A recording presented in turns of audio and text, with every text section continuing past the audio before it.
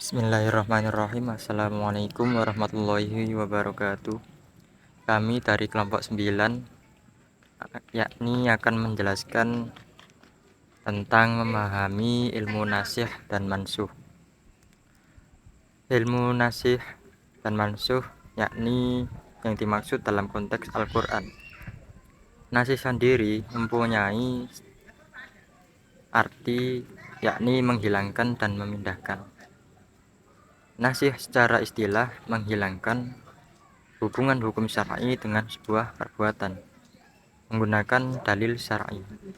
Sedangkan mansukh secara artinya atau logatnya yakni yang dihapuskan, sesuatu hukum yang dihapuskan, yaitu dengan hukum dalil syar'i atau lafaz yang dihapuskan.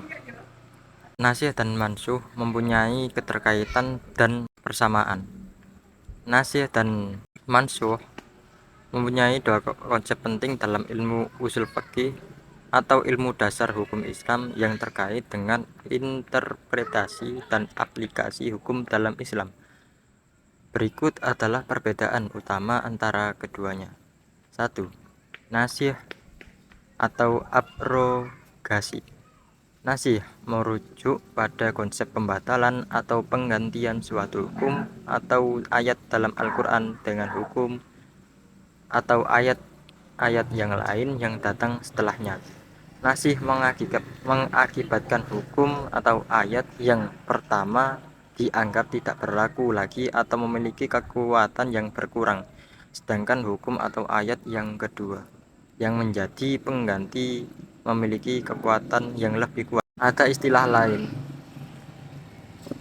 yang hampir sama dengan nasikh, yakni tahsis. Tahsis merujuk pada konsep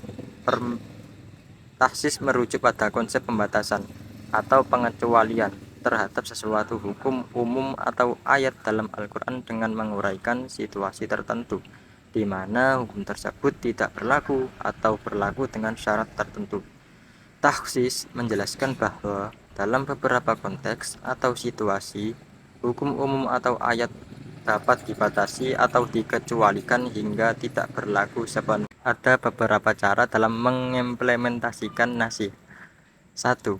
Nasikh Al-Quran dengan Al-Quran ulama sepakat diperbolehkan, seperti contoh ayat tentang iddah yang artinya, dan orang-orang yang akan meninggal di dunia di antara kamu dan meninggalkan istri hendaklah berwasiat untuk istrinya, yaitu diberi nafkah hingga setahun lamanya.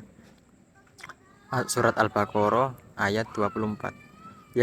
Cara yang kedua dalam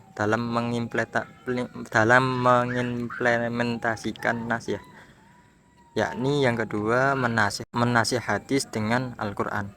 Menurut pendapat qaul ashah diperbolehkan.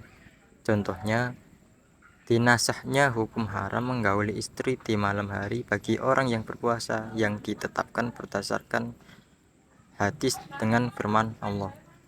Cara mengimplementasikan nasikh yang ketiga, yakni menasih Al-Quran dengan hadis atau as-sunnah.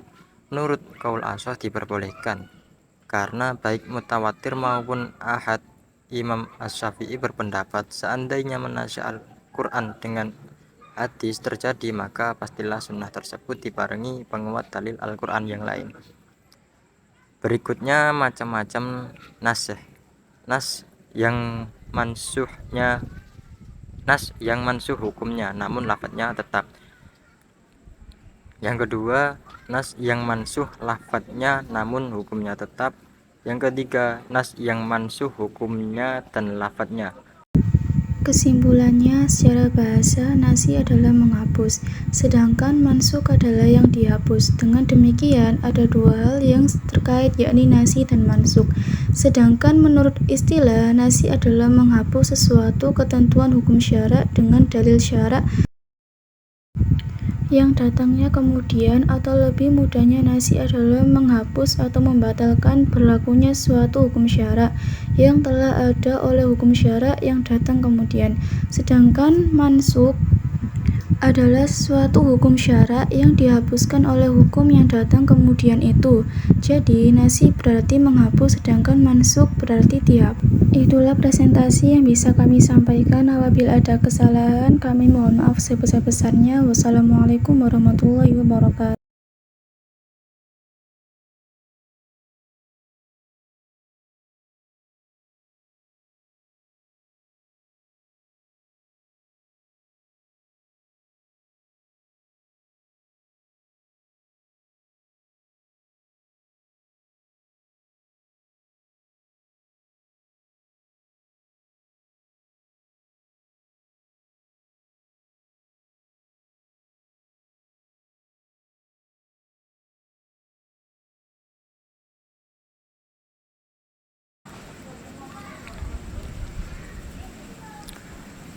Berikutnya akan dijelaskan oleh Saudara Devina.